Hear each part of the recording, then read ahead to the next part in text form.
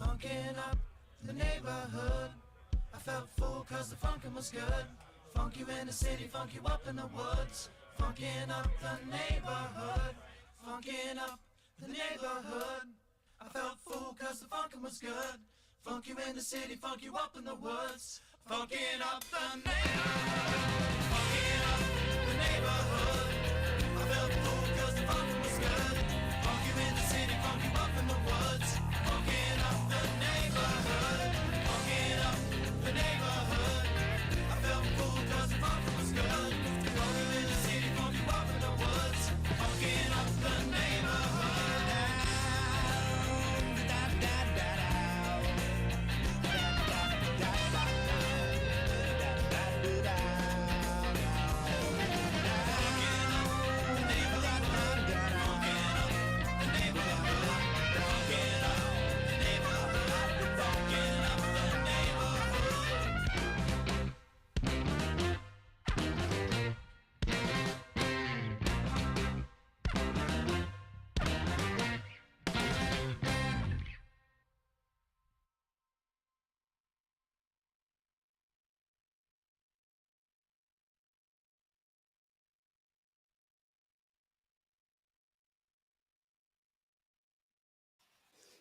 And we're live. And we're back. Welcome to the Maybe. Underdog Journey. I'm I Wes. might be back. This guy is David. And a little later than usual. That's okay. Yeah, I was in New York, down in the city, and I had to drive home. So And, it took me a little long to get. I didn't get home till a little after 8. So Oh, and man. all of this equipment, the camera, the mics, the Yeah. lights, all the interfaces, and basically everything. I had it earlier today set up for a different thing for work, and so I had to disassemble it and then come in here. I got here after, and then had to set it all back up and get it dialed in. Right. And of course, I was a little late. Yeah, that's the downside of doing remote shows. Like every time we go to Hofbräu House, I need to tear all this stuff down. We set it all Oh. up back there. And now you get it. So it's a lot of work. Yeah, I'm thinking about getting one of the big ring lights that I can just Right. put my iPad in the middle. Yeah. For here, because the stuff I do remote, I need my full setup. But yeah, so Jonathan Callender started off the show right with Hookers and Blow. So I wasn't going to put that one on the screen, but I'm glad you mentioned that, David, for the captions. yes, it'll be there. Hookers and Blow. We don't want to pass that opportunity up. And then Anna is there as well, saying we missed a party at the Hofbräu House. And Yeah. Anna, I am the party, so I don't know what you guys were doing, but I wasn't there, so clearly it was not a party. Apparently, we all missed the party because we weren't hanging out with David in New York City. I was. Yeah. Man, I went to bed. It was after 3:00 this morning. I finally went to sleep. Oh, you're drinking coffee right now? I know you love coffee. That's water. Yeah, I'm not a coffee guy. Not a coffee guy, but yeah, 3:00 in the morning. And then for some reason, that clock, once you get on a schedule, the clock's like, I don't care what time you went to bed. This is what time you're getting up. So, right around 7, it's like, hey, you're getting up. Yeah, that internal clock is no fun. She also says kick off Columbus Oktoberfest at Hofbräu House. So yeah, apparently we did miss the fun. That is a good party, actually. She makes a valid point there. That is a real good party. I was how's my? Go ahead. What? I was going to ask how my audio level is. I got the mic back for me tonight. Everybody watching and listening, let us know how David sounds. But yeah, I was at a meeting with Kevin Klaus earlier, and he was saying that the big Columbus Oktoberfest party is tomorrow, and he's not missing that. So, David, you're missing all the fun. No, you got to come back to Columbus. I'm home. Today's Thursday, right? So I'm home today. I got meetings all day tomorrow. I got work to catch up on because that meme or that video is going around is like from 9 a.m. to 5 p.m. you're in meetings. And the guy's like, so when do I actually do my work? He's like, well, anytime outside of those hours, you could do your work. It's like, up here early morning hours, Yep. down here in your evening hours, but from 9 to 5 your meetings. That's my tomorrow as I'm in meetings all the way out. I got my last one. Oh man, Not all the way out. My last one starts at 3, and that'll probably be about an hour. So I'll get off an hour early because I will be done at that point. That's corporate life, David. You get about 5 minutes to do actual real work. The rest is just meetings. It's just meetings about that work. The meetings about the meetings about the meetings is so you can have a meeting. That's a real thing. That actually happened. John Calendar asked about Matt. Matthew Harmon is not here. He informed me that he is extremely old and decrepit, so he had to go to bed early tonight. That's not far off from what he actually told me. So, to be honest, it's true. He's getting up there, man. It's true. He's an old guy. Definitely getting up there. He's gonna have to start using a walker soon. Yeah, getting one of those hover round chairs and the easy lift to go up the stairwell. I was gonna say I actually need those for my house for him. Every time he comes in, I hear him like it sounds like he's gonna fall down the stairs and die. In which case, if he does, I'm leaving him there. I'm not lifting his dead ass body up those stairs. It's not happening. I was going to offer up the word carcass, but yeah, his dead ass body works. At that point, he's cat food. I'm leaving it. Yeah. Well, we're moving. Time to get a new house. Yeah. So David, most important part of the show. What are you drinking? Well, I've got a nice big cup of water here. Just gonna hydrate. And it's not my normal cup of water because I didn't have time to hump down my normal cup and get it filled with water. But I have a buffet over here. I do have a buffet. I've got some Weller left. Nice. Not a lot of Weller, but I got some Weller left. There you go. It's about. I got some E.H. Taylor. Can't go wrong there. I don't know how much E.H. Taylor we got left. Let's take a look. Well, that's a reasonable amount of E.H. Taylor. That's about one. We got some E.H. Taylor. Yeah, I get it. So we got E.H. Taylor there. So we'll put that aside. And just as a staple around me is I've got a bottle of Blanton's just sitting here. Yeah, I see your bottles lined up there behind you too. So you got a couple laying around. Yeah, two of them are empty. The one on the end is full, brand new. And there's another bottle, a whole bottle of E.H. Taylor back there that's out of the shot. That's just out of the shot. Yeah, I feel bad for you. Yeah, I mean, I struggle. It's rough over here. It's rough over here.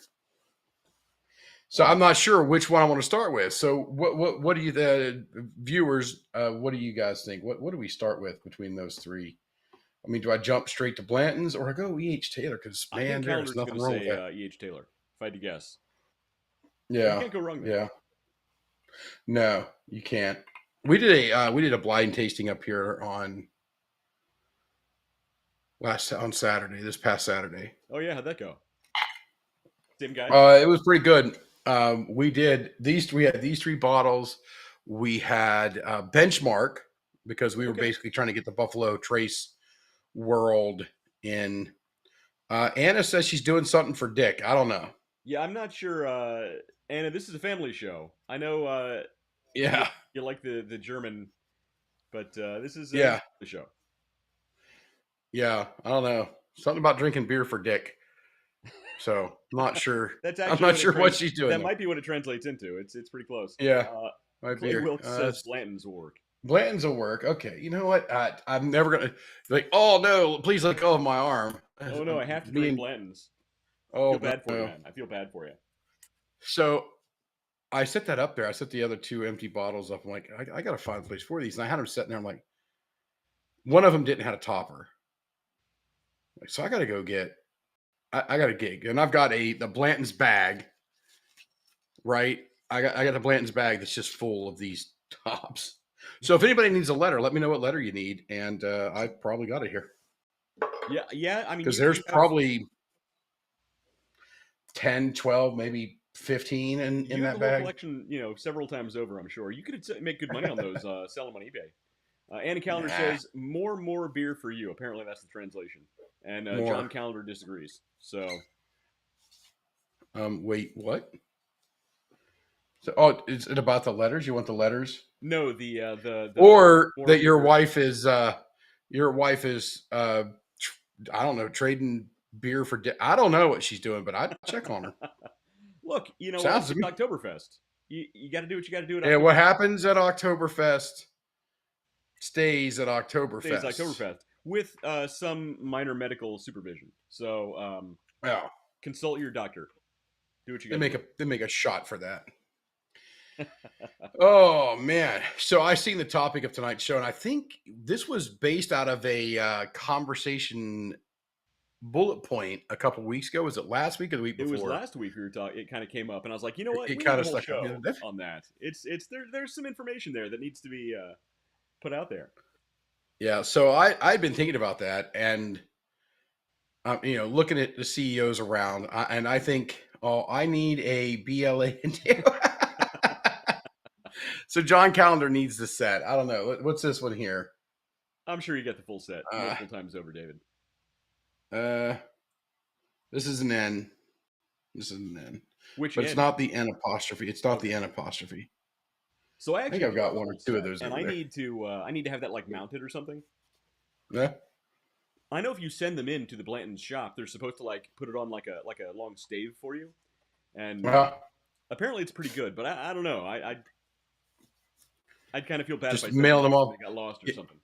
Or it could have been a whole hack or a detailed trick where people are just mailing some random guy in Connecticut a bunch of Blanton toppers. It's a scam to steal all my letters. Like P.O. Box 10549.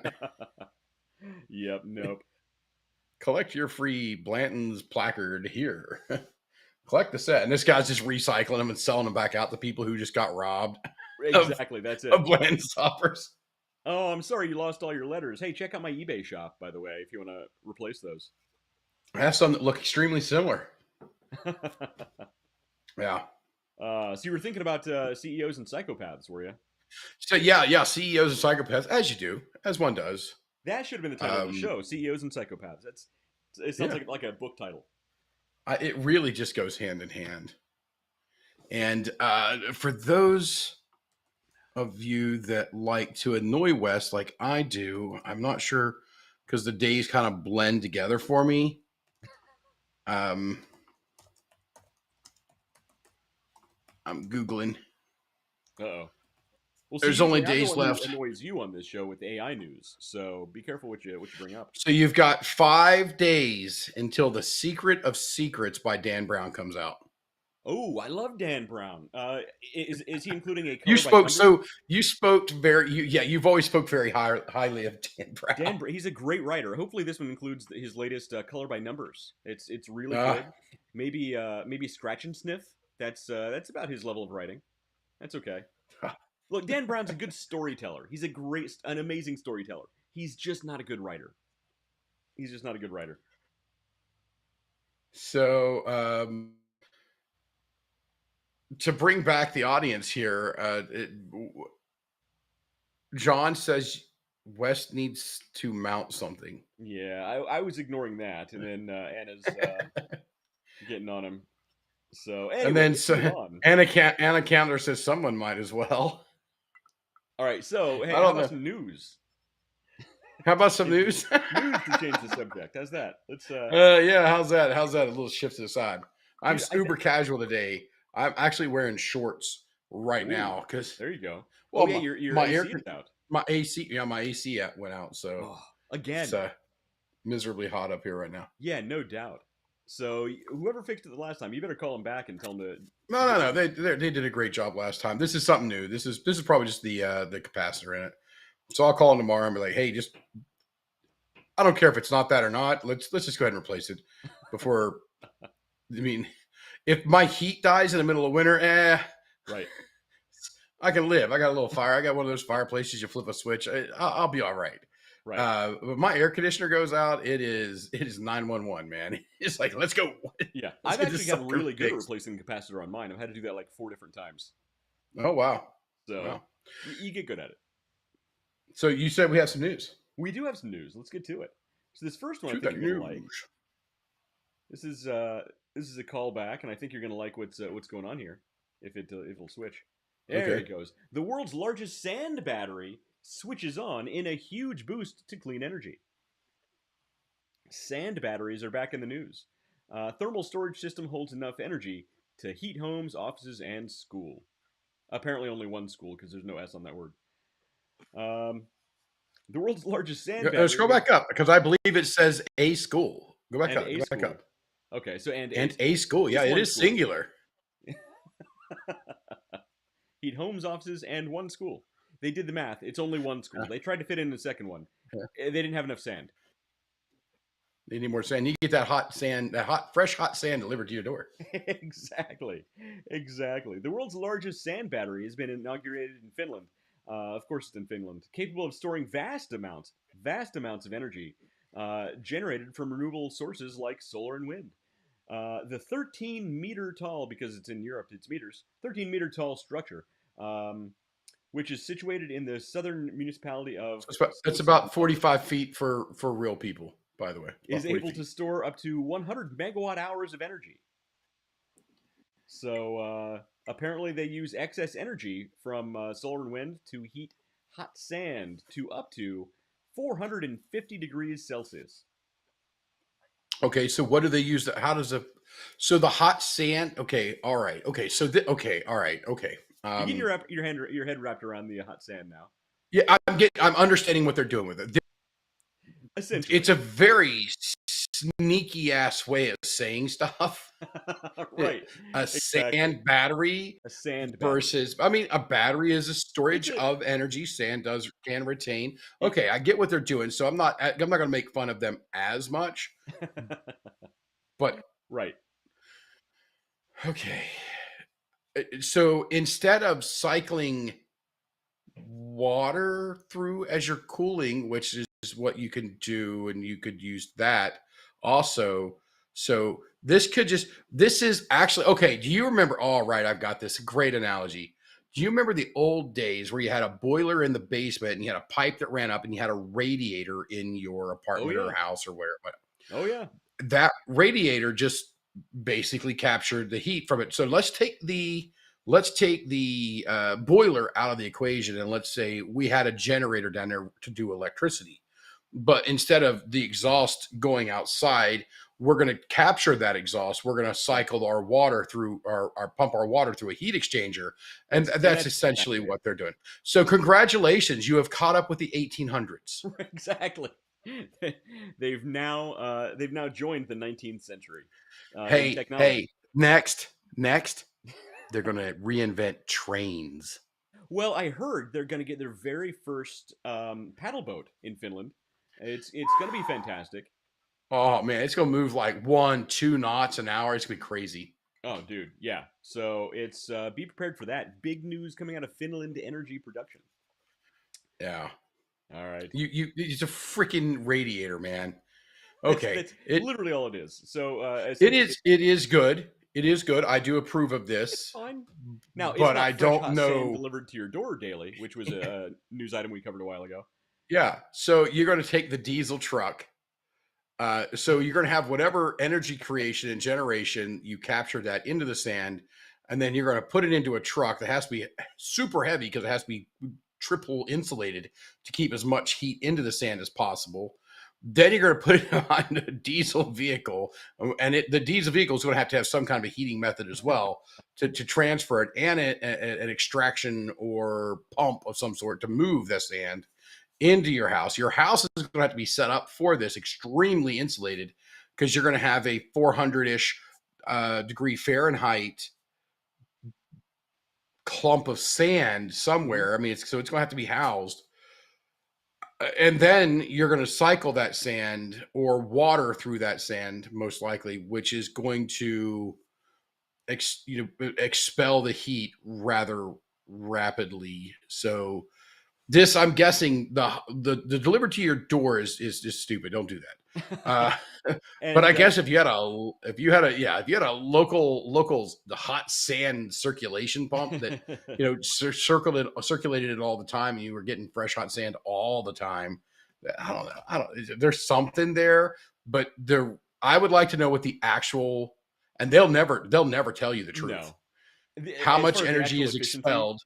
Yeah, how much energy is actually expelled to make all of this work, because all they're going to focus on is, oh, this is all free. This is free energy because we're just capturing the energy, the heat energy that otherwise would have been lost. And that's the only number they're going to try to talk to you about. That's it. And all of the other stuff they're going to try to ignore. And I'm going to go with this is at best even.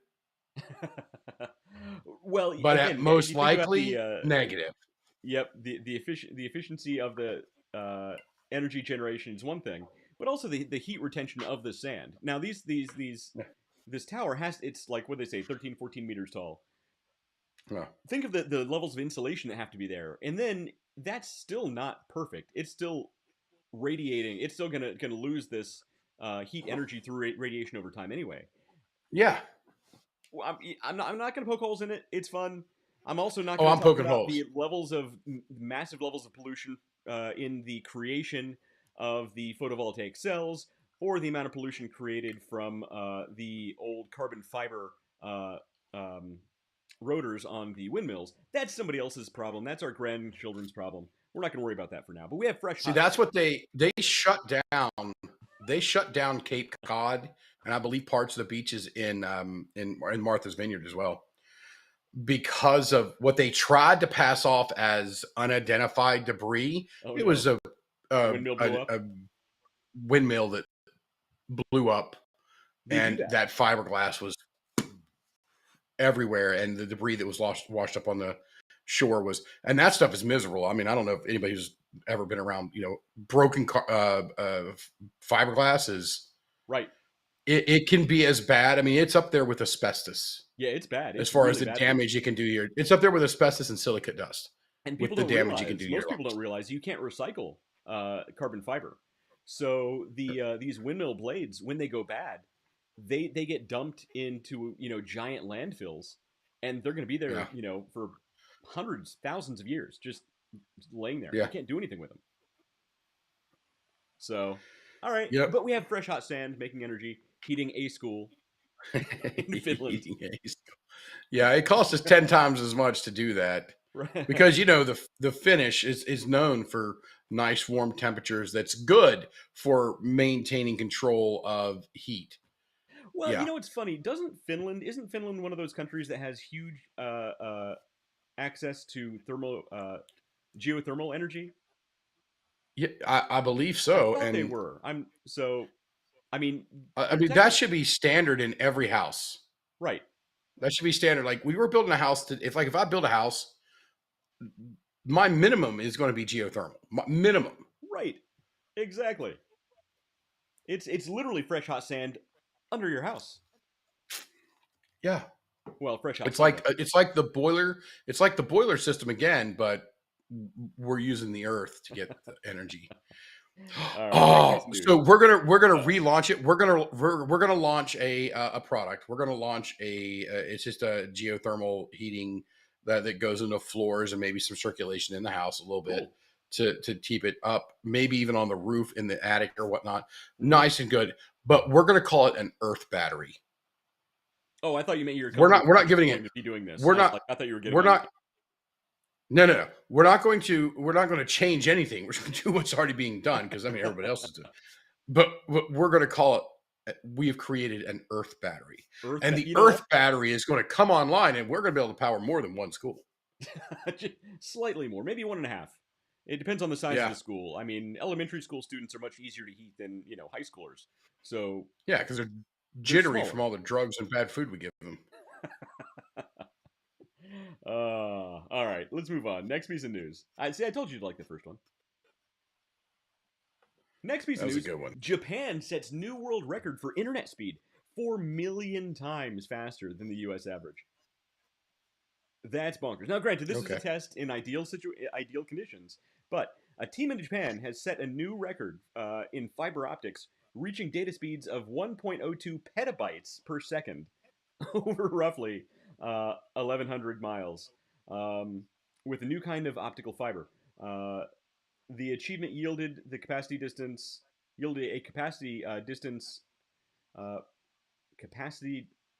product of 1.86 exabits per second per mile.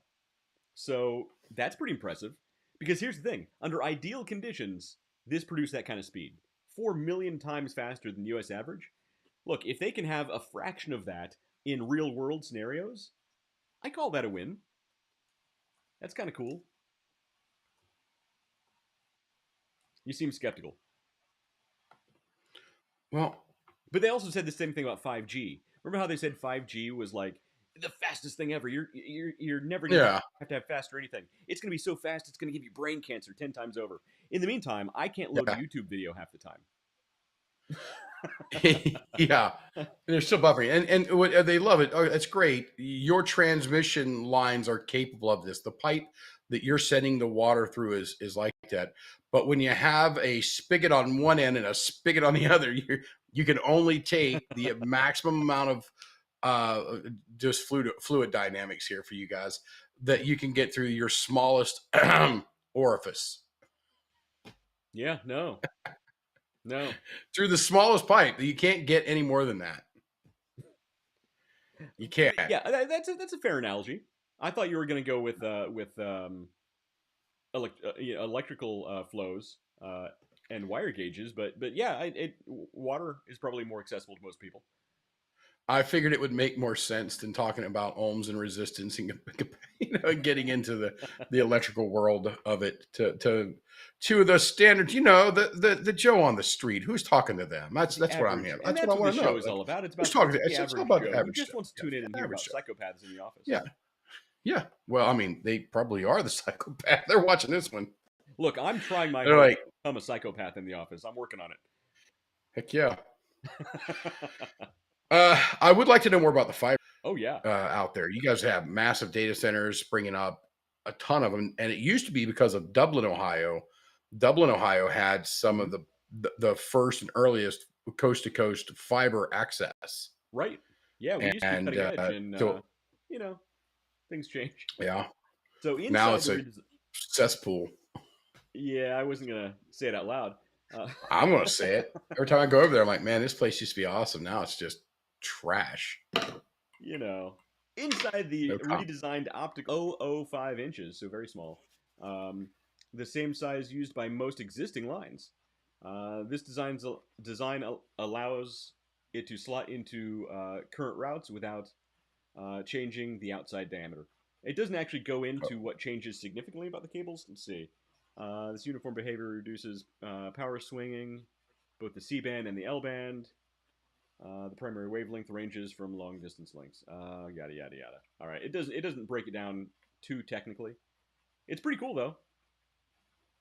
Well, there was a thing that said breaking down the jargon. That's I might read that one these days. Yeah, all right. Keep up with the acronyms, man. Just the acronyms alone kill me. Oh, I can't tell you. Oh, we need to decipher. Yeah, I you know what? When I found my business that's going to make $1 billion, we're going to have one core rule that is in our founding documents, which is if you have an acronym, you will be fired immediately on the spot. Yes. Acronyms. There's zero. Are you going to have an acronym? Are you going to have that rule as an acronym? Right. I need to make an acronym for the no acronym rule. Yeah. So let's work on that. That is to highlight. Yeah, that'll highlight how stupid most corporate America is. That's great. Corporate America. We need an acronym.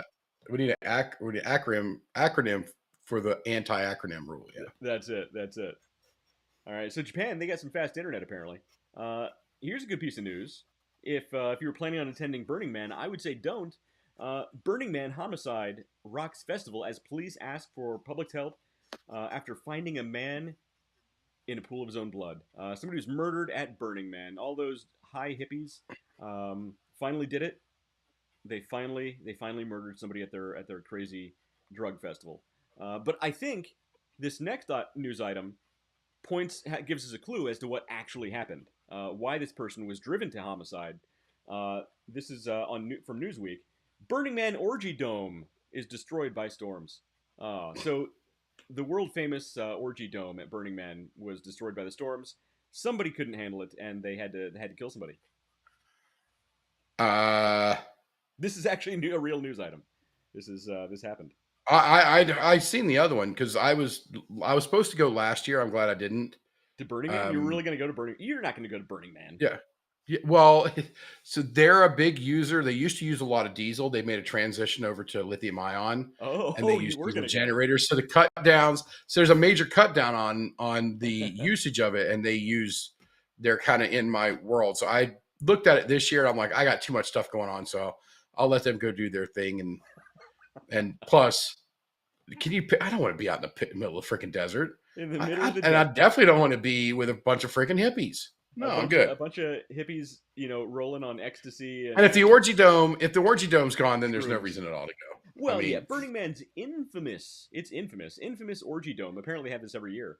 Has been destroyed by high winds sweeping through Black Rock City in Nevada. Why it matters? The orgy dome. I'm glad that's just what they called it. Has operated at the festival for more than 2 decades. Wow. And functioned as one of the event's most recognizable private spaces. The organizers describe it as a sex-positive, consensual space for couples and moresomes. Moresomes. mm-hmm. Yeah. So let's see. According to the outlet, Burning Man attracts about 70,000 attendees each year, and hopefully every single year their main sponsor is Purell. Purell. And whatever that age. Purell and yeah, I would say. Like it's was it California, the governor or something out there, maybe even it might have just been LA or something. But it was out there in California at least. They got rid of the penalty for That's right, they did. Spreading HIV, knowingly spreading HIV to people. Yeah, that used to and be now no longer a crime. yeah, it used to be a crime, it's no longer a crime, and now they're going, we don't know why, but STDs are on the rise. I mean, in whoever passed that legislation, in their defense, that is one of the 100% avoidable diseases in the entire world. If there's any disease that you can say, I'm going to avoid that one, that's the one that you actually can. And, do it with almost 100% accuracy. Yeah. That's like one of the only diseases you actually have to make an appointment to get. Oh, but hello, do you have time at 3:30? I'd like to pick up my AIDS then. Hello, I'd like to make my reservation for the orgy dome, please. Oh, it's been destroyed by high winds. Oh, crap, I better go murder somebody. I missed that position. Wow, the high winds. All right, we need to move on. Moving on. We don't want to get stuck in the orgy dome. No, nobody does. Well, apparently some people do, but we haven't had nearly enough ecstasy or magic mushrooms. Last piece of news actually leads us into our main topic. And I'm sure I don't know if you saw this video, David. Millionaire CEO who went viral for snatching a hat from a boy at a tennis match says he made a huge mistake after his initial response of "first come, first served, sucker." Did you see this video of this guy? No, is this at the U.S. Open? Because that was out on. I had a thing to do. I was out on Long Island a couple times this week, and traffic was a nightmare through certain parts of town. And I don't know whether it was on Long Island. They just kept telling me the U.S. Open was in town, and I'm like, golf? Like, no, tennis. Do you not see all the tennis people and all this stuff? I'm like, no. Does it look like I'm up to date on my tennis? Yeah, I don't think you and I are the core demographic for this. Is the hot Russian chick still playing? Because if she's still playing, I might, but she can't be playing because otherwise I'd know she's still playing. But the hot Russian chick's not playing. I'm out. I got nothing to do. Yeah, through sheer deduction, you've discovered that you're no longer a tennis fan. Yeah, that's right. So I'm going to see if we can get this video to play, and maybe we can actually see what happened here. A Polish millionaire is speaking out today after facing backlash for stealing a hat from a child at the U.S. Open this week, and it wasn't to apologize. This guy's signing stuff. Hey, snatches out of the kid's hand. Yikes. This happened after a match when... You could actually see him snatch out of the kid's hand. And it's funny. So after this happened, there was huge backlash on this guy. And he actually went on and made some comments online. Initially... Buying some advertisement. Initially, I can't pronounce that last name. Did not apologize for his actions at the tennis match. Instead, he doubled down with a statement on a Polish. He's from Poland, that's why I can't pronounce his last name. On a Polish job forum, Go Work. That's not a Polak joke. It's a bad. It's my poor reading skills joke. Oh, yeah, no worries. Go Work. That only intensified the backlash, writing, "The recent incident at the tennis match has caused a disproportionate online uproar. It's all about the famous hat. Disproportionate. It's exactly. It's all about the famous hat, of course. Yes, I took it. Yes, I did it quickly. But as I've always said, life is first come, first served." He actually said this after stealing this thing from this kid. He continued, "I understand that some people might not like it, but please, let's not make a global scandal out of the hat. It's just a hat. If you were faster, you would have it." Yeah. The statement. Yeah. So you think so is he now a multimillionaire? Oh, he is. He's a CEO. No, I was saying he started as a billionaire, but at this point, is he down to a multimillionaire? So I don't think his company is publicly traded. I think it's a private company that he and his wife founded. So we'll see if they continue to get business after this. You're going to struggle, bud. The statement concluded with a thread of legal action against critics. I remind you that insulting. Oh, go suck it. I remind you that insulting a public figure is subject to legal liability. All offensive comments, slander, and insinuations will be analyzed for the possibility of taking the matter to court. Dude, I'm going to look this guy up, and I'm going to walk that line so close. Yeah. I'm going to walk that line so close. I'll post his freaking home address online. Like, here you go. This is where this dude lives. Apparently, when you occasionally you do something in your dick, you just got to own it. Like, yep, I did that. I was an idiot for 3 seconds, not even 3 seconds, 2.5 seconds. And yeah, let me find that kid. Let me make it up to him. And we move on with life.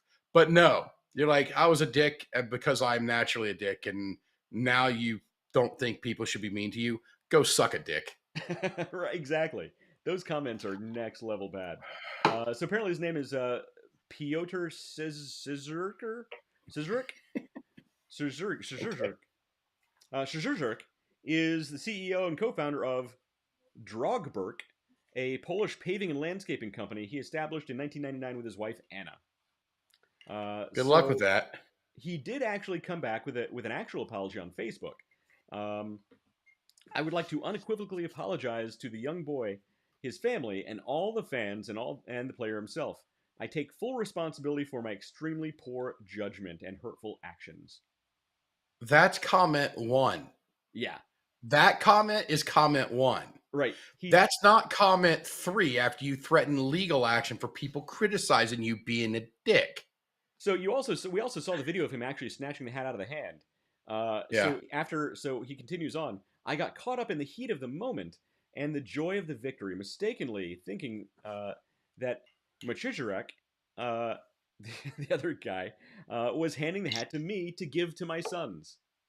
Your sons weren't even there. Why? How would he know that this is for your son? So it wasn't for the kids he was standing directly in front of and handing it directly to, and actually the kids that possibly had in the possession of it. So you want to talk about criminal? You might be liable for theft. Right. So, on the bright side, which is probably what told him, was probably what people have told him, and his lawyers have probably told him. It's like, I don't think threatening legal action when there's a possibility that they could prove, because guess what, bud? You're not in Poland. You're here. Right. They could possibly prove, and you're gonna be judged by us, not them, that you stole that. Yeah, so clearly, yeah. So on the bright side, the tennis player Kamil Machijarek, he actually found the kid. Went online. People found the kid. He went to the kid's house and gave him a new hat, gave him some U.S. Open swag, some merch, and apparently made it up to the kid. But here's the messed up thing: this kid had this really special moment that could have changed his perspective on so many things in life. That was literally snatched out of his hand by this guy. Yeah. Yep. And for the rest of this kid's life, he's going to have this sour taste in his mouth about this whole situation. Even though the tennis player made it right, that doesn't make it right. Yeah. So that leads us into the main topic of CEOs being psychopaths. We're not saying this guy's a psychopath. I mean, he was a dick. I mean, there's that the evidence is plain, so I'm okay saying that. I'm not worried about slander. I mean, it's like I'll take that one to court. Was he a dick? All in favor? Aye. All right, then moving on. Right. So yeah. So and I'm not saying being a psychopath is always bad. I'm just saying I think he had some of these tendencies. What I'm telling you is you can be a psychopath. It doesn't not necessarily make you a bad guy. Just because I am a bad guy doesn't mean I am a bad guy. Yeah, Wreck-It Ralph there, yeah. Yeah, that's, I mean, I recognize the hands. David was the hand Zing, for yeah. Wreck-It Ralph in the movie. They actually based it on David. So, that leads us to the main topic. Is your CEO actually a psychopath? Because that's actually been in the news off and on for the last few years about how CEOs actually have, a lot of CEOs, disproportionate amount of CEOs, have these tendencies towards those behaviorisms. So before we start, David, are you comfortable talking about if your boss is a psychopath or not? My boss or CEO? You got to be more specific. Oh, sorry, your CEO. Are you allowed to talk about that? I'm joking, of course. He's very out in the public. He's very out in the public, so people could make I mean, he does a lot of interviews. He's on TV doing this and that and I was joking. Everything. I honestly was not asking you. It was all a joke.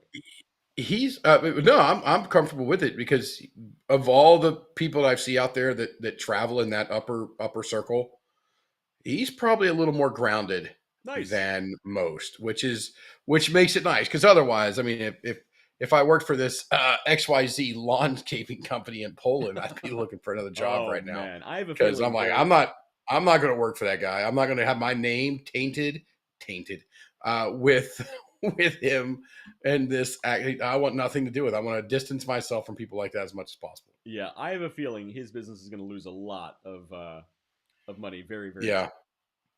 I get it. He's like, but I apologize. I'm sorry. You apologized after the damage, only as damage control. Right. You apologized because HR came to you and said you might want to.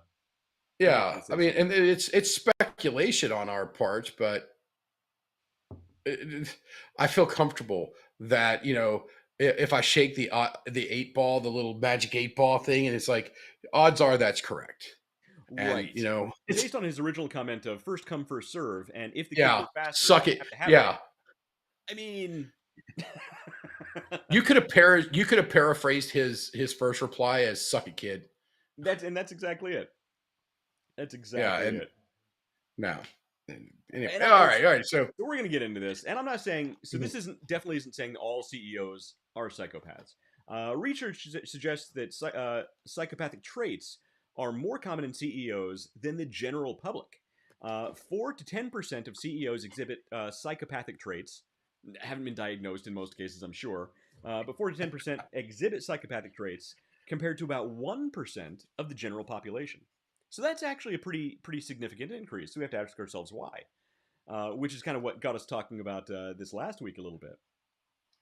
And so that's 4 to 10% of CEOs, high-level executives, up to 21% of high-level executives display these traits, indicating a correlation between psychopathy and effective leadership outcomes. Like, there's actually something there. So let's dig in. Let's dig in. So here are the pros of potentially an executive or CEO being a psychopath or having psychopathic traits. Here are the pros. Certain psychopathic traits can be beneficial to corporate leadership. Risk-taking. This is what got us talking about it last week. They tend to be risk-takers. They don't have that part of their brain that says, don't jump off the cliff. They just have the part that says, go, go, go. So they're risk-takers. Yeah. CEOs with psychopathic traits tend to be more willing to take bold risks and driving innovation versus the average person. The average person, never takes a swing. So guess what? They never get to hit the ball. And that's kind of what it really comes down to there. That part reminds me of the movie Troy. It's like, Oh, this that's right. That's a good line. whatever guy. He's the largest man I've ever seen. I'm glad I'm not fighting him. He's like, and that is why no one will remember your name. Go for it, man. It's perfect, and that's really what it comes down to. I mean, I I wish I had put a section in this about why startup CEOs probably have an even higher propensity towards psychopathic traits versus CEOs who were hired in. But that's just it with starting a company. So do you think they practice an evil laugh like every day just in case it's needed? Yeah, I actually you really do. hope. I can tell. You could do it. You do it. You do it every day in front of the mirror. You're like, See, I actually that's there needs to be like a good guy, like a really really like Pope John Paul level of good guy who his everyday laugh is just like like that's just it needs I don't know. I think we called him Darth Sidious. So yes, I am practicing my CEO laugh, and I will laugh like that during board meetings. Yes. Oh, that's great. And then for lunch, you've got to have a button. You've got to have a button to call the receptionist or the secretary or whatever they call them on Tuesdays. Yeah. And you push the button and just be like, execute order 66. No, here's what I really. And it's just like a tuna sandwich. Here's what I really want. I want to have like a number of chairs in front of my desk. And one of them, I'll make sure nobody actually sits in it. But one of them is going to have a trap door underneath. And whenever somebody says something really dumb in one of my meetings, I'm going to hit that. And the door and and then you're like, crap, wrong one. Like, oh shit, wrong button. All right. What were you saying? Everybody's going to jump up. That's the dream. That seems to me like that's something we need to get on. Right? That needs to be part of the design parameters for the boardroom. I'm telling you. Look, I'm going to be a great CEO. All right, psychopathic leaders often make swift decisions prioritizing I wrote efficiency, I should have said effectiveness. Prioritizing effectiveness over thorough analysis. Now there can be some drawbacks to that. But you got to move fast though. And that's it. And I'm one of those people that is, by the time if it's me and then everybody else is on another team, by the time they've agreed on when they're going to meet, mm-hmm. I've already laid it out, messed up a couple times, and gotten over the hurdles that they're also going to have to get over. But I've moved the ball forward and keep moving the ball forward. Right. I don't mess with the other stuff. I try to stay away from it. In fact, those are the most painful things in the world. Anyway, but the thing is that being able to take a decision and here is the general facts. Mm-hmm. You as a human being in your life, you could plug in some variables there and you could work the equation. Right. You don't have to have a fact-finding mission that goes granular mm-hmm. on it. It's just, I need to know big picture stuff. This is where I'm getting. This is where I want to go. This is where I'm at. Let me draw the line. And anything that gets in my way, I'll figure it out. Let's go. That's it. So in the early 2000s, in the early days of some of the really big tech companies that are around right now, there was the phrase, they've moved away from it since then, but I think it still holds up, which was move fast and break things. That was their motto in a lot of things. Move fast and break things. They would just go, and guess what? Something would, be a failure, and they'd move on to the next thing. And that's why they're so successful. I just had a video. There was a lady, and the algorithm is good, right? I mean, the algorithm is good. It comes up on my screen, and we never asked what you're drinking. I'm guessing it's some of the tin cup still. Wasn't hurting on the tin cup. Yeah, you're getting there. You've only got a bottle of tin cup left. I've only got a normal size bottle. That'll get me through maybe one more show. So I'm I'm sitting there scrolling, and this lady comes on, and she's talking about almost this exact thing. She's like, while everybody else is still, she didn't use this as an analogy, but I'm going to, while they're still deciding of when they're going to meet to discuss things, she's like, I've already failed 3-4 times. Right. I've already made 3 or 4 mistakes on my way. And, because of that fast decision making, the impact of those mistakes are almost negligible. We know Right. that there's an issue there. We nip that, and it. Think of the timeline. Think of the timeline out of the Avengers movies, where it's like all of these go, and then if you start making them and bringing them back in, Right. and that's it, you just got it right back to where you're going. So being able to make those, but that was great. I wish I'd had that video saved, because I was like, yeah, this chick, she got it. Yeah, it's I 100% mean, true. And when it comes awesome, down yeah. to why even a larger disproportionate number of founder CEOs tend to have the psychopathic traits, it's for the same reason. We were saying they don't have that part of the brain that tells them not to take the risk. They just jump off the cliff and learn how to fly on the way down. It's the idea that if you take 100 swings at the ball and you hit a certain percentage of those versus your competition that swings at the ball once because that voice inside their head kept telling them not to. Guess what? Who's going to hit the ball more often, and who's going to hit the ball better when they do hit it? The person who swings 100 times. All right, I got another story about that. It actually goes into baseball. I was coaching a little league baseball team. Now, I don't know much about baseball, but I have dads. Basically, I was a head coach because I was willing to get yelled at and bad, angry emails from the parents. That's really it. And I know how to teach kids and keep them moving, get them doing things, how to get them engaged. And I noticed that we had fallen into the same routine that it was the first year of kid pitch. Now, if you want to talk about painful, go to a first year kid pitch youth league baseball. And that is, we Pretty fell rough, into the huh? same thing very early because a couple of dads were like, hey, don't swing. If it's not a good pitch, don't swing. If it's not a good pitch, don't swing. And it was just, they walked until finally somebody took a swing. And I said, nobody gets walked today. Nobody. You are swinging. If you can reach it within your bat, if it's with it, that I said, this is your strike zone. Wherever you can hit with your bat, that is the strike zone. Yeah. We are swinging today. And we hit more that day than any other day. Because you took after that, I backed it up a little bit. It's like, take away the fear. We don't care. Wins, loss, doesn't care. Today, we are swinging. Mm-hmm. And the kids loved it.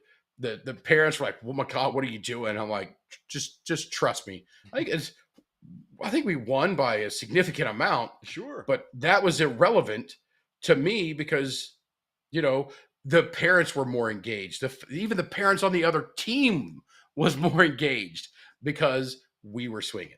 You got to get up there. Don't sit in the background. Just get up, take a freaking swing. Yeah, you always hear the phrase, you miss every swing you don't take. You miss every shot. Every shot you don't take. You miss every shot you don't take. But at the same time, the more shots you take, the more shots you're going to make. Yeah. All right. So those are the pros. Here's some cons of the psychopathic traits, and they're not really are there the ones really that you cons? always put together. There are some cons, believe it or not, to being a psychopath. One is a lack of empathy. No. One is the obvious, it's a lack of empathy. Psychopathic leaders may prioritize profits over people, leading to toxic work environments and high employee turnover. And that's a real thing. We've all had worked at those companies in the past who they have high turnover for a reason. It's a top-down effect. And, once that culture is set, it's difficult to dig your way out of. Yeah. But you don't have to be. That's a con that I think that with just a little bit of work, you can kind of rein that one in. Right, and that's the thing. A lot of these high-end CEOs, typically, they're going to have a COO under them, a president under them, multiple teams. They're so disconnected. Yeah, they're so disconnected from the average Joe. They don't know. Exactly. So it's on there, and it's an obvious one, but it really doesn't affect as many people as you would think. Another one is short-term focus. Short-term focus versus long-term focus. CEOs with psychopathic traits might prioritize immediate gains over long-term sustainability, potentially leading to financial disaster. So I use this one a lot. I call it, they can't see past their next bonus check. Well, again, we've all worked for those companies who, they're trying to comp week over week or month over month or even year over year when extenuating circumstances might have happened, and you can't actually comp that number. It's Yeah. just not how the math works. Because Yeah. everyone wants the bonus. Yep. They would have been like, we can't send back a number that's we can't report accurate numbers. I'm sorry, what? Like, I'd rather report accurate numbers. If you got to find a way. I'm like, okay, then give me this many more head count. Give me this much more investment. No. We got to do it with what we got. Like, then it's not going to happen. That's not how it works. And I'm one of the oddballs. That's just like, no. We could already use head count now to keep where we are. And you're saying add to it with these people? No. Right. If you want high churn, you want to sink money into training and all this stuff, constant turnover, then yeah, we can do that. But I prefer not to. So that leads into the final con on the list is manipulation. Psychopathic leaders may use charm or persuasion to manipulate others, fostering culture of distrust in politics. And office politics, personally, I hate them. I hate office politics. I refuse to play that game.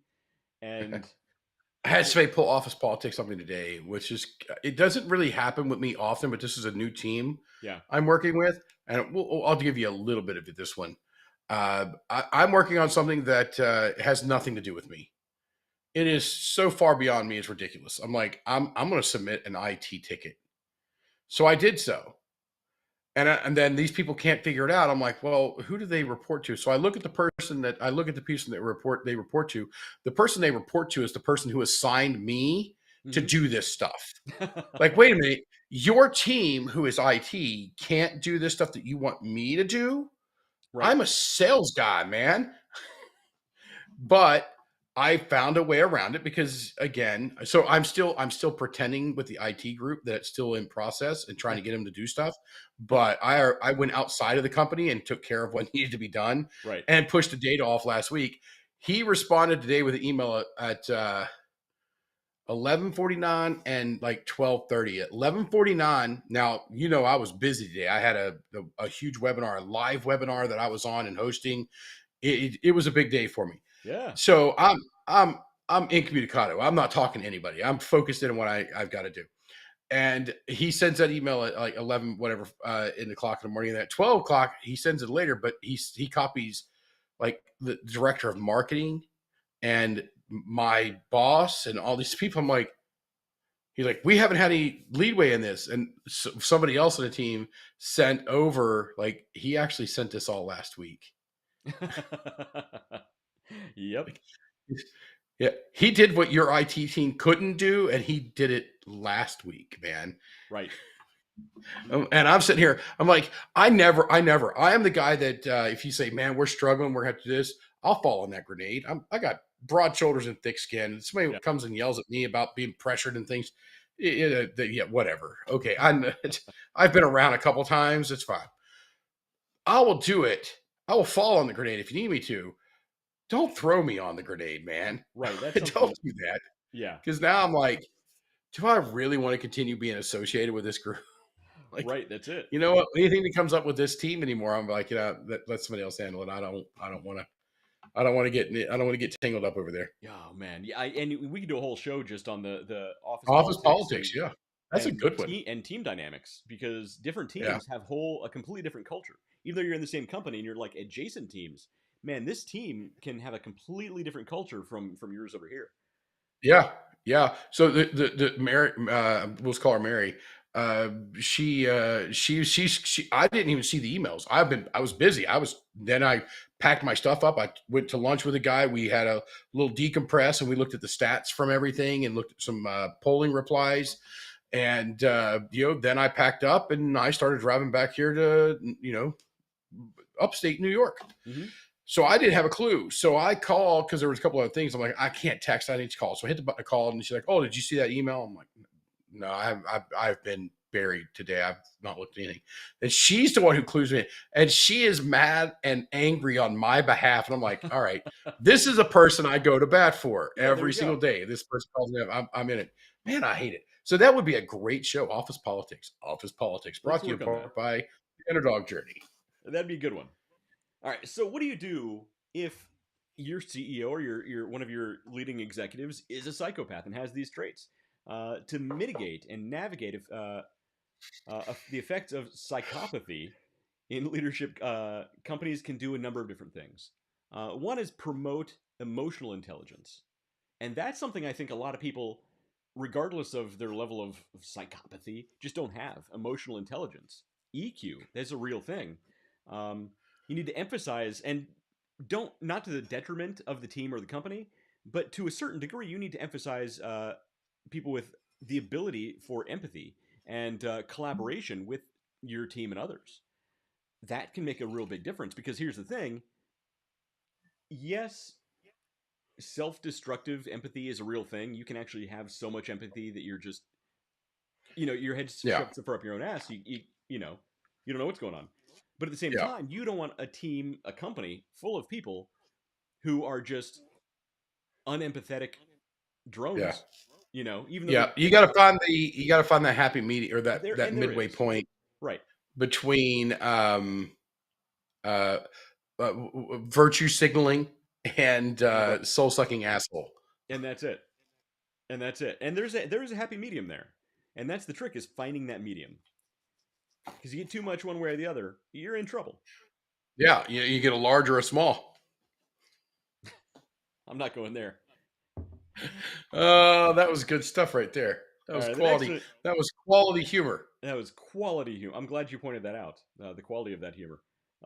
Next is foster a culture of ethical leadership. That's one you don't hear about very often. And again, all of this is within reason. It sounds hippy dippy, but to a certain degree, these are things you do actually need. Encourage responsible decision making and prioritize employees' well being. You got to make sure you're a tough leader, but you don't want to burn out your employees. You want to be empathetic, but not so soft that you're making it toxic to everybody else. Like, there is a happy medium to make this happen. So, okay, I've got a good devil's advocate on some of this. I've Okay, got go ahead. to. No, yeah. I would rather have the CEO less empathetic. I would rather them lean less Well, empathetic. right. So I'm not talking about the CEO. That's kind of a done deal. I'm talking about lower than that, building within the company. Oh, okay, yeah, down. Once you get down layer. beneath that, that's what I was going to get to. Is Yeah. I want this guy to be. I want him to be a freaking bulldog. No, you don't want Cracker Right, Barrel CEO. You want Yeah, Bulldog CEO. But yeah. below him, you need I want levels Elon of Musk, not right. Kathleen Kennedy. But below Elon Musk, you need levels of certain amount of empathy, certain amount of Yeah, ethical leadership abilities. exactly. Yes, Right. I'm not talking about the CEO. If the CEO right. is a psychopath, that's a done deal. It's just, Yeah, it is what it and is. that's to me is a good thing. I like. Well, you need a strong leader. That's the thing. Yeah. You do. You have a weak leader, you have a weak company. You have a strong leader, guess what? You can have people underneath that strong leader to soften the message to the team. Exactly. They can pull that in, and they can attain the goals of the CEO without, I was going to use the phrase "cracking a whip," but I don't know if that's racist. I don't know. I don't know what they say that consider. anymore. I don't know if we can say cracking a whip, but I don't know if that's racist. I don't know. I don't know what they say consider that anymore. I don't know if we can say. I want to say it anyway. Oh, you froze. He froze just as he was going to say it. I think Facebook Am froze you. I back? Am I back? You're back now. I'm back now. So you froze again. Where was I? No, that was me trying to think. Like, okay. where did I cut off? Yeah, I think you were going to talk about cracking the whip and Facebook. Yeah, that's it. So you don't you want a CEO that would do that, but you want the people below there to be shy of you want those people to soften the blow, to take the whip away and say, all right, instead of penalizing, maybe we have incentivizing. To achieve, so you can still achieve the goals of the CEO while softening, but you don't have to be that person driving the whip to get everybody pulling the same way. That is where that emotional intelligence really comes to play, and that is going to be key. I like that. Yeah. And that's also typically why you're going to have a CEO, but below him you're going to have a COO or president who runs the day-to-day operations, who deals with the different teams, and typically those teams aren't going to report directly to the CEO. Sometimes they will, but typically they're going to report to the president or the COO. for that reason. So, so those are the pros and cons of CEOs in your company, running your company. I don't necessarily think it's a bad thing to have that drive and have somebody who is a bit of a risk taker up I top. want somebody with a killer instinct. I want somebody Yep, with a and killer that's it. instinct, and that was like, let's go. Let's Right. So do when we it. talk about CEOs being psychopaths, we're not necessarily meaning that in a bad way, unless he steals Yeah. hats from small children at tennis matches. That's something else altogether. Yeah. Then we don't get to say he's a psychopath. We just get to say, you judge. There you go. Exactly. And if you're in Poland, you judge by not doing business with this person. Exactly.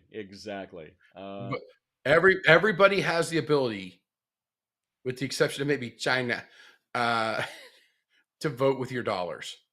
That's my favorite way. Vote with your dollars. Yeah. Vote with your dollars and your Vote feet. with your dollars. That and unless you're Disney, usually companies will listen to you. Yeah. Disney's already proven they don't care about that, so that's a whole different set of problems. Well, it was so here's where Disney needs to worry. All right. Disney needs to worry about Universal waking. So from a theme park standpoint, Universal's kind of overtaking them chunk by chunk by chunk. Park. Yeah. And they have that brand new down in there, the Epic Universe thing that's just apparently huge. And there's still more for expansion to be done. So they're losing ground there. Yeah. And if they're wise, Universal, they will start looking to compete worldwide with Disney. So that's where Disney, and that's the only that it will take that, or Disney pulling a Target, Cracker Barrel, Bud Light all at one time. And if they did that, then I mean they're already half of what they were value wise. Well, so here's hey Bob Iger, I know you're still CEO. Call me up. I've got a plan for you. We can right this ship and we can double, triple the value of Disney in just a couple of years. If Bob Iger put you and I in charge for 1 year, 6 months even.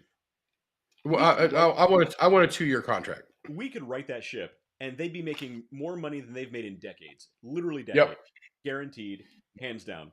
Here's proof that Disney is oblivious to all of this. And I don't know if it's Bob Iger's fault. It's somebody very high. It's their fault. The fact that Bob Iger doesn't want to be there anymore. Bob Iger left. He left later than he wanted to, and then he had to come back because Chapek was such a goon. So a couple of weeks ago, Disney put out a statement saying they were looking for original IP to bring back the young male audiences. And you have to think, this is Disney. They own Lucasfilm. They own Star Wars. They own Marvel. Yeah. And they can't bring in male audiences. Tell me well, you they have no idea what's happening. Yeah, you can't alienate somebody and just think that just some fresh IP, I used that correctly, fresh IP is going to bring them back. I understand you are suffering the same problem as a specific political party in the U.S. Is suffering. And the problem is you've hitched your wagon so much to that ideology that you need to separate yourself from that. Let the political party does. You need to run a business. Disney has. You need to run a business. Disney owns some of the most male-oriented IP in human history. Star Wars. Well, hey, start with this. You want some original IP? Jones.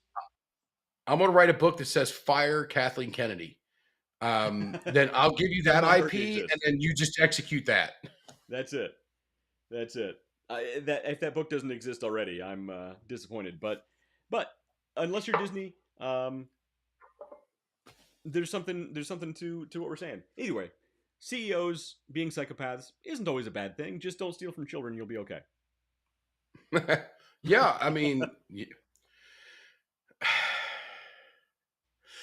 I could absolutely and honestly understand getting caught up in the moment. The moment. But you had more than a moment. Right. There. You grabbed the hat out of a child's hand and then you stood next to him. Right. And bragged to your right of where the kids were where the kids were to your left, If you also, and you're happy to the right of them. You had time for you to understand what you did right then and there, Mr. Think Fast, Act Fast.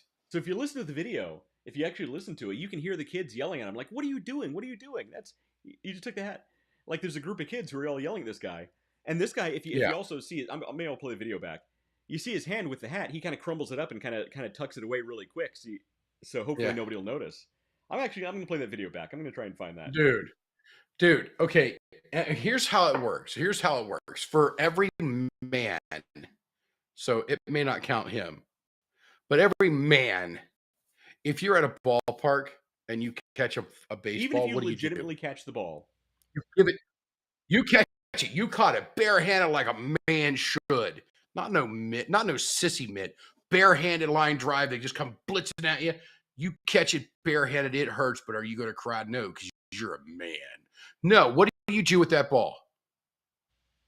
You find the nearest kid and you give them that ball.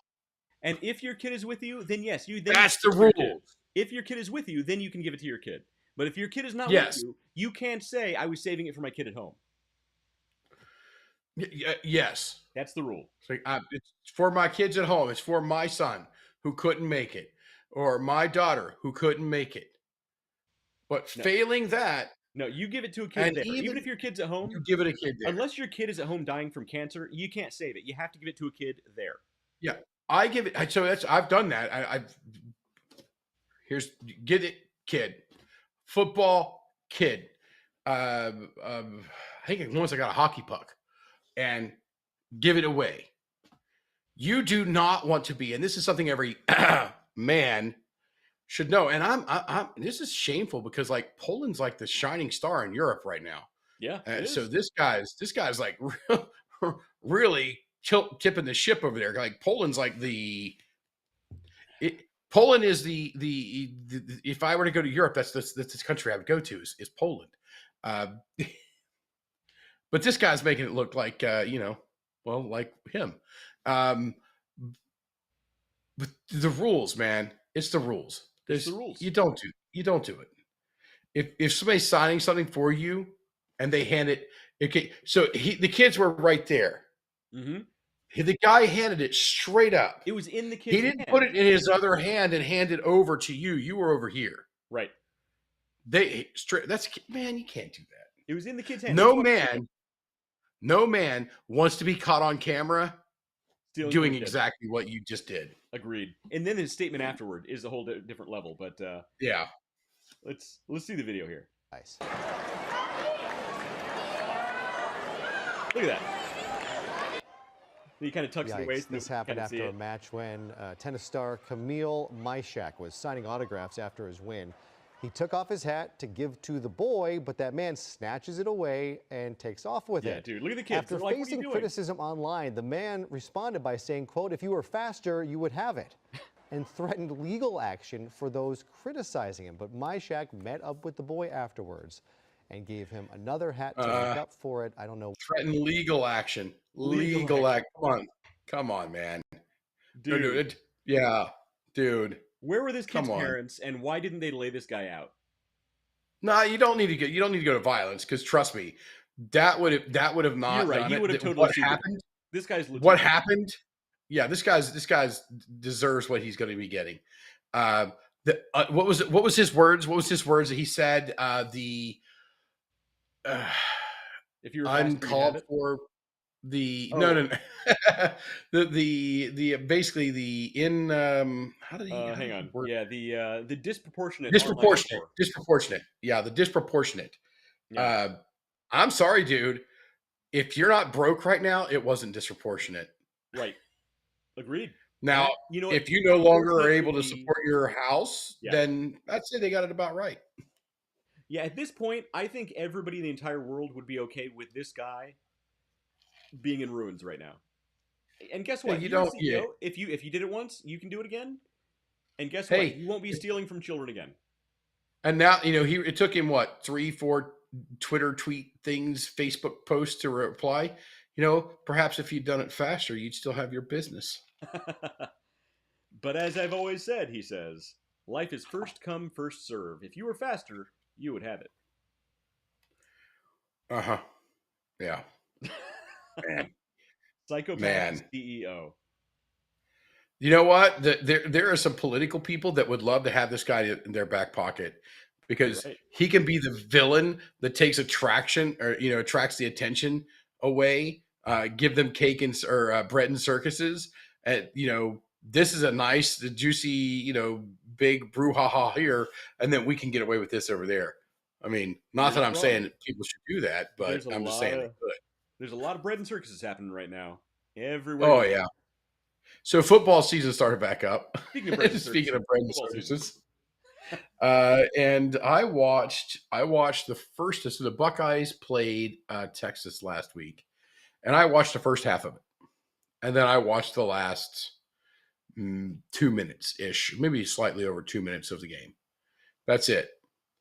Just to stay away from the bread and the circuses. Just try to disconnect from that stuff. I got other things to do.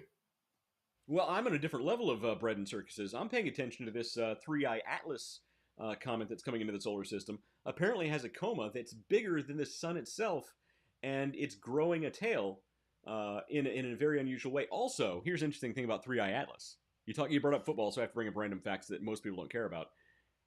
They've done a spectral analysis of its composition. They've found that it has a high nickel content with no iron. And in nature, that doesn't happen, that we know of. Hold up. It has what?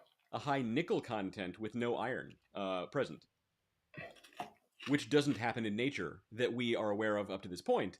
Meaning, it's actually, and usually that only happens, you get pure nickel from industrial processes. Mm-hmm. Yeah. Also, there are some studies that are showing it's producing its own light. Hey, you brought up football. I'm not saying it's aliens. I'm not saying it's aliens, but aliens. Man, I mean, I wonder if that guy ever wakes up like, man, I wish I'd never done that. Oh, he loves it. He loves it. Giorgio Tsoukalos. Yeah. I mean, Yeah. It's funny. If you go back and watch season 1 of Ancient Aliens and watch the newer episodes, his hair gradually gets more Einstein-y and crazy. And he starts like adopting weird like necklaces and stuff. He loves this, man, guaranteed. Plus, he's got the best shtick in the world. He gets to make up all kinds of random crap, and he's world famous for it. Like even more than Neil deGrasse Tyson. Yeah. Well, I was going to go with string theory, so it's very close. I was going to, super, M theory, string theory. Like there's like no testable or observable test that you can run on string theory.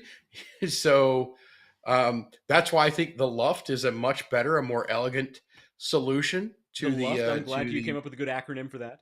Luft. Yeah, it's Luft. It's a Leffingwell unified field theory. I'm glad Luft there's an acronym for that finally. It's the Luft. Yeah, the Luft. Well, Luft. Theory's already in there. You can't say theory. Yeah, so it's like ATM because that'd be the Luft. Yeah, it's the ATM machine. Yeah, it's all over again. Yeah. So yeah, the Luft, and that's it. It's like you can just spit game all day long and nobody can check you on it. That's it. It's him and the people that hunt for ghosts. You know what we need to do? We need to find a ghost hunting team and join them for a Halloween special show this year. I would be terrible. I'd be like, all right, take me to the most haunted place you've ever been. I'm going to make s'mores there all night long and drink bourbon. And you know what? If a ghost wants to come play Parcheesi with me, they're welcome to do so. But we're going to party up and rave. And yeah. You'd be the worst ghost hunter. Literally, they're going to be like, is there a ghost in here? I'm like, no. No, there's not. You know what? Is there anyone out there? No, there's not. I genuinely hope there are ghosts just to prove you wrong. I hope some ghost walks up and is like, I hate acronyms. Oh, the ghost that invented the acronym. There you go. That's it. And his name's just an acronym. So you know what? I'm going to try and find a ghost hunting team, see if we can go out for a Halloween show. I'd be like, look, I'm not saying I believe or don't believe in ghosts, but my co-host absolutely 100% does not believe in ghosts. You need to take us to a place that is going to change this guy's mind. You feel awkward in places, right? There are places you go, you just feel strange. The Stay out of world the does ladies' not locker room, have. David. Yeah, no. Um, but okay. Anyway, what I'm saying is the world has different frequencies. The world, I mean, and frequencies can impact you. It's very significant. That's a real thing. It's not spooky. It's it's tangible, actual science. It's you don't have to invent the ethereal when we have the real, right? So no, I'm good. Yeah, yeah. Take me to your haunted places. I'm good. All right. In fact, I'll walk through and carry Annabelle with me, or the Annabeth, or whatever the doll is. It's supposed to be haunted. I'll carry the Annabelle doll through, and put a Chucky doll in my backpack or something. I don't know. Like, come on, man. Oh, hey, speaking of which, I don't know if your kids are into it. This year, we're thinking about doing Sleepy Hollow for Halloween. Oh, that's pretty cool. You can do a Headless Horseman theme at your house. So You can have a horse. no. We're going to go to Sleepy Hollow. Oh, you're actually going to Sleepy Hollow? Yeah, it's in New York. Yeah. Is it? I had no idea where it was. Yeah. Is Johnny? Yeah, Depp it's just there? he probably will not be. A headless. But that was the headless Christopher Walken. Christopher Walken. I couldn't. Yeah, headless Christopher. Yeah, Walken. Christopher Walken. Walken. That was a great visualization of the headless horseman. I haven't seen one that's been as good. Right? Yeah. We are due. Hey, Hollywood, you guys love doing remakes. We're due for a new, really good headless horseman movie. It does need a good do-over. I would opt for maybe not Tim Burton for once, but we could do something. Yeah, and not Michael Bay, because for some reason shit'll just be blowing up. It'll be so much camera shake. You won't know what's going on. Does he have a head? Does he not have a head? We don't know. I couldn't see. There's so much camera shake. Speaking of horror movies, though, did you hear about the newest horror movie from Nicolas Cage that's going to come out this year? Oh, Nicolas Cage is doing a horror movie. Nicolas Cage latest is doing a horror movie about Jesus. Is Jesus a zombie? Because No, I mean, he was dead 3 days, rose from the grave. That's zombie. Jesus was technically a zombie. Technically, no, it's called The Carpenter's Son, and so I like the name. I like the name. That's good. Nicolas Cage plays Joseph, and apparently it's about Jesus as he's developing his supernatural powers. Did you ever see the movie Brightburn? How it's kind of the Superman story, only when he's developing his superpowers, he goes evil instead of like good. The same thing I watched Smallville. The same thing with this movie, only it's Jesus. So as he's developing his supernatural powers, he starts murdering people in horrible ways. Oh. Yeah. All so right. that's not blasphemous at all. Yeah, nobody's going to burn in hell for that one. But that's really coming out this year. I mean, we're in the end times, David. Now let's do one about Muhammad and see what happens to him. I'm not even sure you can say that.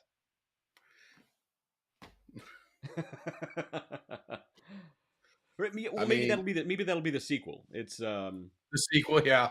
The sequel. So who plays in that one? I have some so the Jesus one is the Carpenter's Son. I have some title suggestions for the sequel that would probably immediately get us canceled. I'm not going to go there. It's a good possibility. Let's leave those alone. Let's leave those alone. But so we'll see. I kind of want to see it just out of morbid curiosity, just so I can know how much they're going to hell. But we'll see. Hey Dante, can we assess the ring? Which one they're in here? Exactly. Where's Metatron? Are we talking Devil's Anus right now? Oh, I took a picture. Speaking of Devil's Anus, where's my phone? I took a picture. There was a road called Devil's Hole, and I was like, I gotta get a picture of that. So I was in a meeting earlier.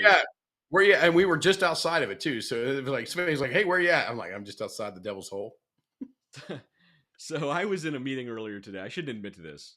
I was in a meeting today with a design team who's developing a product for me, and one of the components of the product they're developing has a small circular input for certain things to be sensed.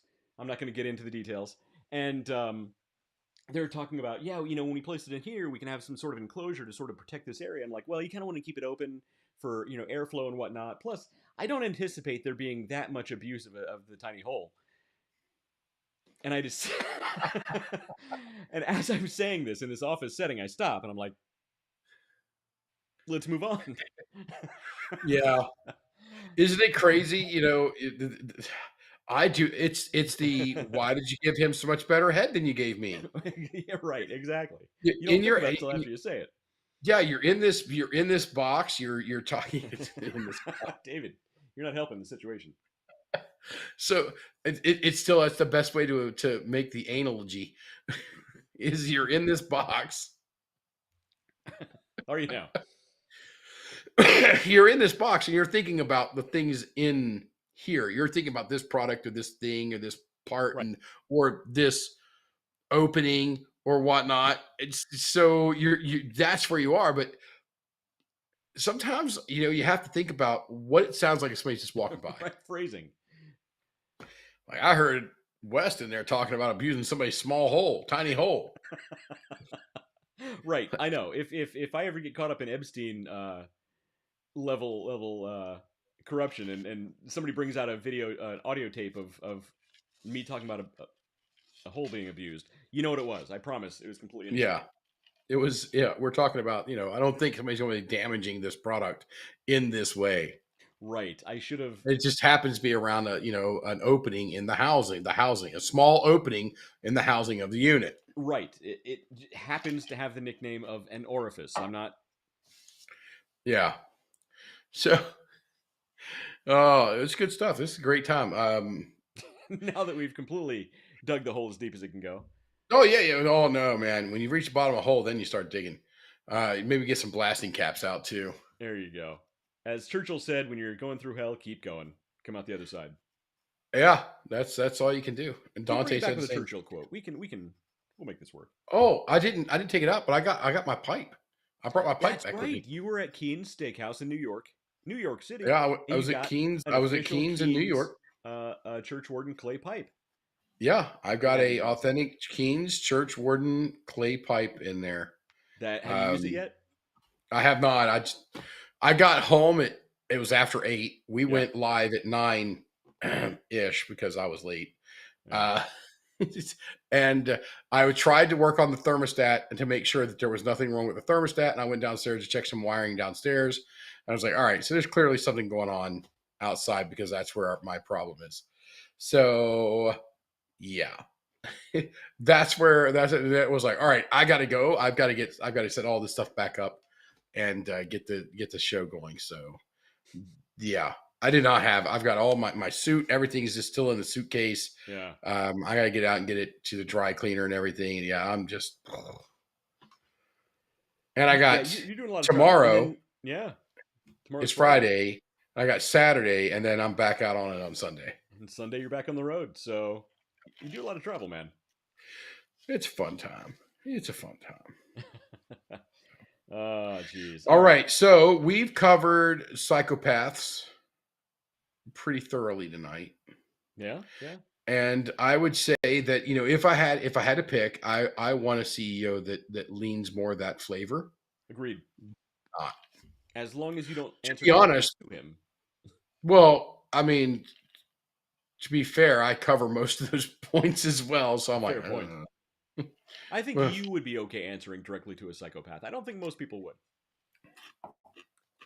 As long as you don't try to micromanage me, it's cool. Which most of us, we don't do that. We're going to hand you a task. It's going to be a goal-oriented task because, hey, people like us, detail-oriented, can go fuck themselves. Well, that's the funny thing. So simple as that. Do not care about detail-oriented. You tell me, hey, I need a detail-oriented. I'm not your guy. Yeah. Well, so every C-suite level person I've worked under, not just CEOs, but, CMOs, COOs, every one of them I've worked for, they give you a task. They don't care how it gets done. Here's the task. Here's the goal. Here's the deadline. Execute. Go run. Go do it. Yep. And I've never had a micromanager from that level. The only time I've ever had micromanagers are when they're mid-level Mid-level. Mid-level executives. Those people who get stuck in those mid-level roles for the rest of their miserable lives. And they have nothing better to do but than to micromanage. So honestly, I don't think you could be a psychopath CEO and be a micromanager. I don't think the brain works that way. I don't say that I would say that's the rule. I'm sure there's somebody out there that breaks that mold, but I would say that is the rule. Like my current manager started out more in the micro managing world, and I'll tell you the relationship between he and I, after he kind of stepped back and just like, hey, the guy's bringing in 130% to plan. It's like, maybe we should just let him be, because every role he's been at since he's been here, he's closed at 130% to plan. That's not by accident. Right. So after that, he just kind of let me be, and the relationship's much better, much easier to deal with. And my world's nice. You know what? You're in a good place. So I gotta applaud you for that one. You're in a good place. What is funny, because sometimes I'll send him over some things that clearly he would throw the red flag on, and he's like, "Haven't he learned anything?" And I'm like, "I guess the sarcasm didn't come through in the email." Yeah. Literally, I was a little drunk last night. By a little, I mean a lot.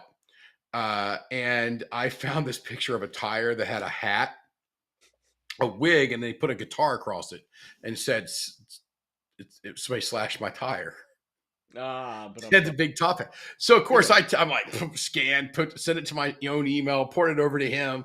I'm like, hey dude, I'm down for the count, man. Somebody slashed my tire. Oh, he loved it. Freaking loved it. He get it. He got it. Yeah, he got it and freaking loved it. I'm like, all right, yeah, we can get along. Oh, good. I didn't think you'd get it. So that's awesome. Yeah, he did. It was good. But somebody slashed my tire. I laughed at that like hardcore for quite some time. A lot more than somebody really should have. I'm just like, man, that is just good humor right there. Right? You don't get enough of that these days. You really don't. So it's 10:44. Yeah, let's wrap this thing up. We will come back next week with an amazing show as usual. Yes. Next week we should be still Thursday night, but hopefully at 8:00. If not, we'll see you at 9. But the goal right now, I believe, is Thursday. I think both of us are traveling. You've got stuff on Wednesday night, definitely. So Thursday night will probably be the night, and we'll probably see you guys back here at 8:00 next week. Yeah. All right. Same Underdog time, same Underdog channel, and we'll see you next time.